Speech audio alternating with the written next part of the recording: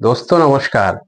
जैसा कि आप सभी लोगों को मालूम है कि आज पूरे हिंदुस्तान में वक्फ अमेंडमेंट बिल जो कुछ ही दिनों में अब कानून बनकर पूरे हिंदुस्तान पर लागू होने जा रहा है। इसमें जहां मुसलमानों के बीच इस बात को लेकर कशमकश है कि आखिर इस वक्फ अमेंडमेंट बिल में इस तरमीम के द्वारा क्या क्या चीज ऐसी हैं जो मुसलमानों के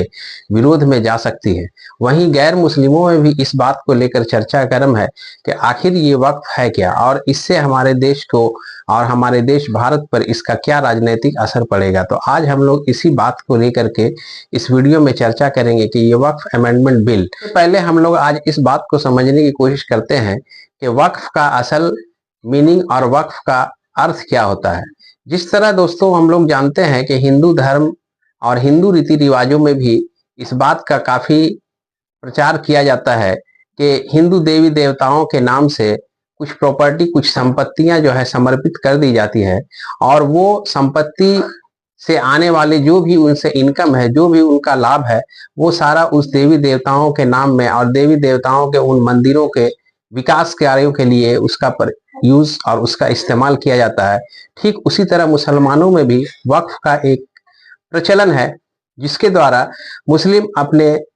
अल्लाह के नाम में, अपने गॉड के नाम में, मस्जिदों के नाम में, मदरसों के नाम में वक्फ करके संपत्ति को पुराना वक्फ 1995 का जो एक्ट था और उसके बाद अभी की मोदी सरकार ने जो 2024 में वक्फ अमेंडमेंट बिल जो अभी संसद के दोनों सदनों में, लोकसभा तथा राज्यसभा के द्वारा पारित किया गया और अब राष्ट्रपति के पास सिग्नेचर के लिए भेजा गया है। तो दोस्तों जब ये कानून बनकर हमारे देश पर लागू हो जाएगा, दोस्तों सबसे पहला जो अहम बिंदु है, जो पुराने वक्फ एक्ट में और नए वक्फ अमेंडमेंट बिल में जो डिफरेंस है कि वक्फ का फॉर्मेशन पहले क्या था कि पहले के पुराने वाले एक्ट में ये चीज थी कि कोई भी मुसलमान जो मुस्लिम धर्म से ताल्लुक रखता है वो अपने किसी भी संपत्ति को वक्फ के हवाले कर सकता था। लेकिन अभी नए वक्फ अमेंडमेंट बिल में क्या कर दिया गया है कि अब कोई भी मुसलमान अपनी संपत्ति को तभी वक्फ के हवाले कर सकता है जब वो एटलीस्ट कम से कम 5 साल तक मुसलमान धर्म का पालन किया हो। तो यहाँ पर एक विरोधाभास इस बात को लेकर पैदा होता है कि आखिर वो क्या अहम बिंदु होंगे और वो क्या अहम पैमाना होगा जिसके द्वारा इस बात को जांचा जाएगा कि वाकई इस इंसान ने 5 वर्ष तक मुस्लिम धर्म का पालन किया और मुसलमान के रूप में अपने सारे कर्तव्यों को निभाया। क्योंकि जब तक वो इस बात को नहीं साबित करता है कि वो 5 साल तक अपने इस धर्म को पालन किया है और मुसलमान के तौर पर वो मुस्लिम धर्म के रूप में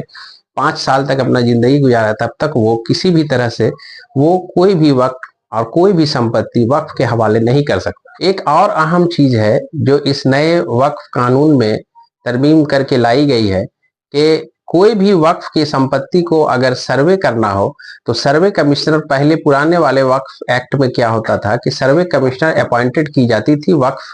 बोर्ड के द्वारा और वो सर्वे कमिश्नर एक एक्सपर्ट इंसान को, जिसे वक्फ बोर्ड उसे उचित समझती थी, उसे वक्फ सर्वे कमिश्नर बोलकर अपॉइंट किया जाता था तथा वो उन संपत्तियों का सर्वे रिपोर्ट जमा करती थी कि वाकई ये संपत्ति जो है वक्फ के लायक है या नहीं। लेकिन अभी नए कानून में क्या कर दिया गया है कि वक्फ अमेंडमेंट के तहत जो वक्फ सर्वे कमिश्नर अपॉइंट किया जाएगा वो वक्फ बोर्ड उस चीज को नहीं अपॉइंट कर सकती है, बल्कि उस जिले का, उस डिस्ट्रिक्ट के संबंधित डिस्ट्रिक्ट कलेक्टर जो होंगे वो डिस्ट्रिक्ट कलेक्टर ही उस वक्फ सर्वे कमिश्नर के रूप में कार्य करेंगे। एक और पॉइंट जिस पर काफी चर्चा गर्म है पूरे हिंदुस्तान में कि वक्फ सेंट्रल काउंसिल का जो फॉर्मेशन होगा, उस वक्फ सेंट्रल काउंसिल में पहले ये नियम हुआ करता था कि सारे लोग जो भी उसमें शामिल होंगे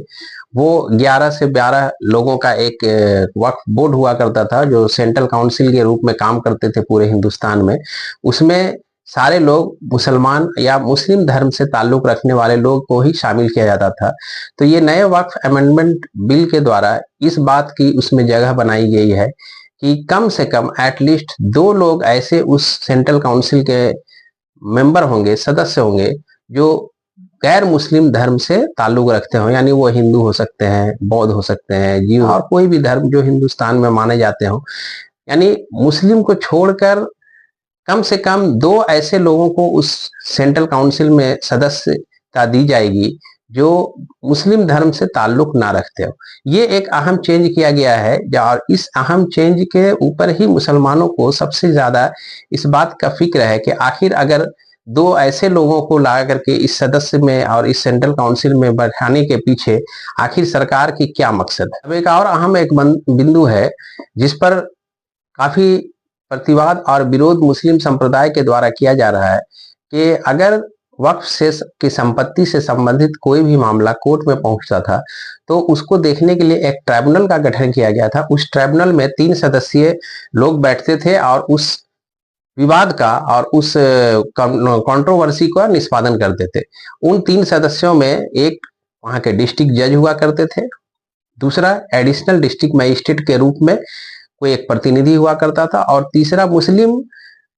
धर्म से जानने वाले किसी एक्सपर्ट को उसमें रखा जाता था। और ये 3 लोग मिलकर के एक ट्राइब्यूनल का गठन होता था और ये लोग किसी भी डिस्प्यूट को, उस वक्त से संबंधित जो डिस्प्यूट कोर्ट में न्यायालय में पहुंचते थे उसे उसका निवारण करते थे और उसका समाधान ढूंढते थे। नए वक्फ अमेंडमेंट बिल में क्या कर दिया गया है कि डिस्ट्रिक्ट जज की जगह पर डिस्ट्रिक्ट जज को तो ठीक रखा गया है, लेकिन दूसरा और तीसरा जो सदस्य हुआ करता था, जो एडिशनल डिस्ट्रिक्ट मजिस्ट्रेट और एक मुस्लिम एक्सपर्ट किसी को रखा जाता था, वो दोनों को हटा करके वहां पर डेप्यूटी सेक्रेटरी लेवल का सरकार अपना एक नुमाइंदा वहां पर प्रवेश कर दिया है। जिससे क्या है कि एक डिस्ट्रिक्ट जज होंगे और एक डेप्यूटी सेक्रेटरी जो सरकार का अपना एक नुमाइंदा, अपना एक प्रतिनिधि वहां होगा और ये दोनों मिलकर के ट्राइब्यूनल में फैसला करेंगे। तो यहाँ पर भी एक विवाद इस बात को लेकर काफी चर्चा गर्म है कि आखिर किसी भी वक्फ को लेकर के अगर कोई डिस्प्यूट होता है तो उस ट्राइब्यूनल में फिर 2 लोग ही सदस्य होंगे। वो तीसरा ध्वनि मत से या दो लोगों में आपस में अगर कोई मत विभाजन होता है तो फिर उसका फैसला किस तरह से किया जाए। साथ ही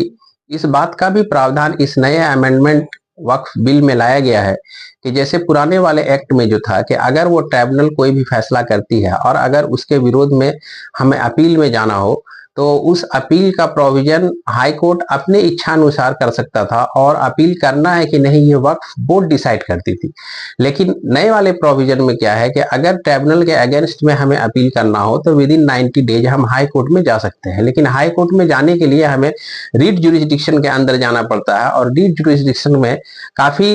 जो हाई कोर्ट का जो अपना पावर इस वक्फ एक्ट के बारे में है वो काफी नैरो माना जाता है। के तहत इस बात का काफी आशंका जताई जा रही है कि अगर कोई भी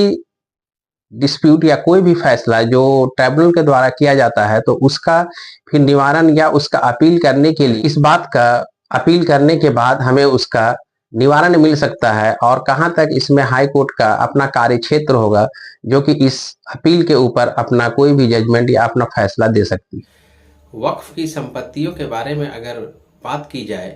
तो हमारे देश हिंदुस्तान में रेलवे की जितनी भी संपत्तियां हैं, रेलवे की संपत्तियों के बाद दूसरे नंबर पर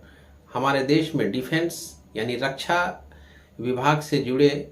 जितनी भी संपत्तियां हैं, इन 2 संपत्तियों के बाद तीसरे नंबर पर वक्फ की संपत्ति ही आती है। और इसलिए मुस्लिम संप्रदाय के लोगों में इस बात को लेकर काफ़ी चिंता है कि सरकार अपना आधिपत्य और सरकार अपने प्रतिनिधि को ज़्यादा से ज़्यादा इस वक्फ बोर्ड के अंदर प्रवेश करके क्या हासिल करना चाहती है। वक्फ अमेंडमेंट बिल के ऊपर एक घना और बहुत ही कोहरा के जैसा एक ये परिदृश्य मुसलमानों और मुस्लिम संप्रदाय के लोगों में इस बात को घर करता जा रहा है कि आखिर सरकार के इस वक्फ अमेंडमेंट बिल के पीछे मुख्य मंशा क्या है। आइए दोस्तों, अब हम लोग इस बात को समझने की कोशिश करते हैं कि पार्लियामेंट और संसद के लोकसभा और राज्यसभा से पास होने के बाद, चूंकि अब ये बिल राष्ट्रपति के पास हस्ताक्षर के लिए गया हुआ है और राष्ट्रपति के हस्ताक्षर होने के बाद यह कानून का रूप ले लेगा और सारे जिला के कलेक्टर और डिस्ट्रिक्ट मजिस्ट्रेट को एक नियुक्ति प्रदान की जाएगी इस वक्फ बोर्ड के तहत, जिसमें वो किसी भी वक्फ के संपत्ति का सर्वे करना, वक्फ की संपत्तियों पर अधिकार करना और वक्फ की संपत्ति सचमुच में वक्फ की संपत्ति है या नहीं, या अगर उस पर कोई डिस्प्यूट है तो फिर अगर वो डिस्प्यूट मान लीजिए कि किसी ट्रिब्यूनल में जाती है तो वहाँ ट्रिब्यूनल में भी सरकार के नुमाइंदों को प्रवेश कर दिया गया है सरकार के द्वारा। इसलिए यह मुस्लिम संप्रदाय में काफ़ी शक और शुबहात की गुंजाइश करती है कि कहाँ तक इसमें न्याय मिल सकेगा। अब चूंकि वक्फ लगभग कानून का रूप ले चुका है, इसलिए संसद से और सरकार से अब कोई भी उम्मीद करना कोई मायने नहीं रखता। अब एकमात्र ही रास्ता बचता है, वो है सुप्रीम कोर्ट का। क्योंकि हमारे भारत में लोगों का और यहाँ के सभी धर्म के लोगों का न्याय व्यवस्था पर एक गहरा विश्वास है कि यहाँ की न्याय व्यवस्था उसके साथ अन्याय नहीं होने देगी। और चूंकि इसमें कई ऐसे वक्फ अमेंडमेंट बिल में कई ऐसे प्रावधान हैं जो संविधान के कई आर्टिकल का सीधा सीधा उल्लंघन करती है, तो इसके तहत मुस्लिम संप्रदाय से जुड़े जो अहम संगठन हैं जैसे all India Muslim personal law board, साथ ही MIM के संगठन के लोग और इस तरह कई और संगठनों ने, साथ ही साथ कई प्राइवेट लोगों ने भी अपने व्यक्तिगत तौर पर सुप्रीम कोर्ट में याचिका दायर की है। और उम्मीद की जानी चाहिए कि इन याचिकाओं को एक साथ संगठित करके सुप्रीम कोर्ट जल्द ही इस पर सुनवाई स्टार्ट करेगा तथा सुनवाई शुरू होने के बाद जब सारे दस्तावेज सुप्रीम कोर्ट में पेश किए जाएंगे तो इस कानून की वैधता को जांचते हुए सुप्रीम कोर्ट एक अपना अहम निर्णय और राय देगा, जिसमें सारे धर्म और संप्रदाय के लोगों के साथ साथ मुस्लिम संप्रदाय के अंदर भी ये जो वक्फ अमेंडमेंट बिल को लेकर जो आशंकाएं हैं वो दूर होंगी और वक्फ अमेंडमेंट बिल को हो सकता है रद्द भी किया जा सकता है। तो दोस्तों, इस तरह के इंफॉर्मेटिव वीडियो और जानकारी पाने के लिए अगर ये वीडियो आप लोगों को अच्छा लगा और इस तरह की जानकारी भरी वीडियो को आप देखना चाहते हैं तो हमारे इस चैनल को सब्सक्राइब करें। साथ ही अगर ये वीडियो अच्छा लगा तो लाइक शेयर करें और घंटी जैसी आकृति जो बनी हुई है उसे आप दबा दें ताकि कोई भी नोटिफिकेशंस जब भी वीडियो अपलोड किया जाए तो वो आप तक जल्द से जल्द पहुंच सके। साथ ही आप सभी लोगों का शुक्रिया। जय हिंद, वंदे मातरम।